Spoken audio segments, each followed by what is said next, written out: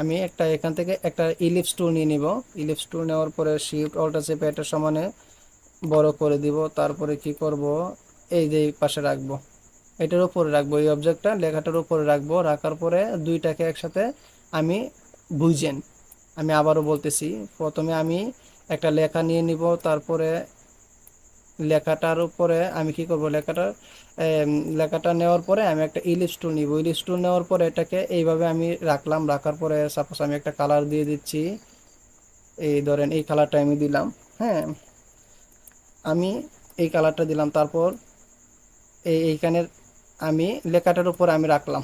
রাখার পরে দুইটাকে সিলেক্ট করলাম। সিলেক্ট করার পরে আমি যাব কোথায়, অবজেক্টে যাওয়ার পরে এই যে এনভেলপ ডিস্টোর্টে যাওয়ার পরে মেক উইথ টপ অবজেক্ট, এই যে দেখেন, বুঝতে পারছেন?